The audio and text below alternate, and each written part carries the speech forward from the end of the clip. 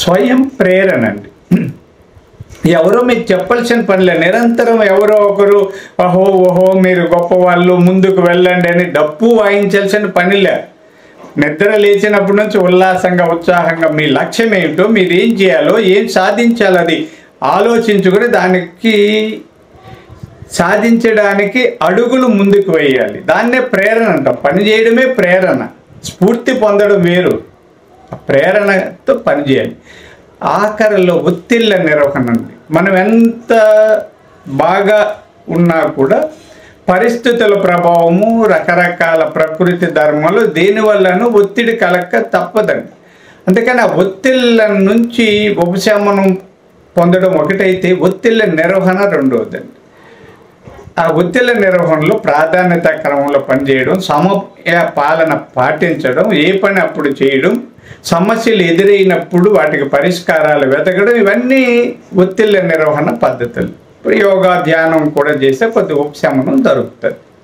ఇంత చేస్తున్నప్పటికీ ఒక 4-5% ప్రజల్లో మానసిక రుగ్మతలు కనిపిస్తున్నాయి.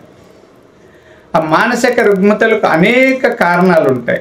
జన్యు లోపాలు కారణం కావచ్చు, హార్మోన్ల అసమతుల్యత కారణం కావచ్చు, పరిసరాలు, పొల్యూషను, లేదా ప్రకృతి ఏదో బీభత్సం జరిగినప్పుడు విపత్తులు తలెత్తడము, రకరకాల కారణాల వల్ల మానసిక రుగ్మతలు రావచ్చు.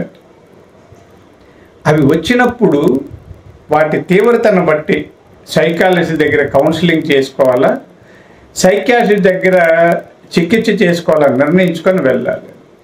చూడండి, చాలామంది చూస్తుండే ఈ మధ్య కాలంలో సైకోలు ఎక్కువ తయారవుతున్నారు, హత్యలు చేస్తున్నారు, ఆత్మహత్యలు చేసుకుంటున్నారు, విపరీతంగా ధోరణి ప్రవర్తిస్తున్నారు. అలాగే కొంతమంది స్కిజోఫ్రెనియా భ్రమలు భ్రాంతులకు గురవుతుంటారు. అబ్సెసివ్ కంపల్సివ్ డిజార్డర్ చేసిందే చేసుకుంటూ ఉంటుంటారు. బైపోలార్ డిజార్డర్ అంటుంటారు. ఒకసారి ఉత్సాహంగా ఉంటాడు, ఇంకోసారి దిగులుతో ఉంటారు, అప్పుడే ఉత్సాహం వస్తుంది, అప్పుడే డిప్రెషన్ అవుతారు, రకరకాలుగా చేస్తుంటారు. ఇలాంటి ఏవో సమస్యలు వచ్చినప్పుడు అతని వివేకం కోల్పోయి సహజంగా ప్రవర్తించలేదు, విపరీతంగానూ అసహజంగానూ ప్రవర్తించే వ్యక్తిని చూసినా, లేదా మనలో అలాంటి అసహజ ప్రవర్తనలు కనిపించినా ఏదో లోపం ఉందని చెప్పి సైకాలజిస్టులని లేదా సైకియాట్రిస్టులకు కలిసి చికిత్స చేసుకోవాలి.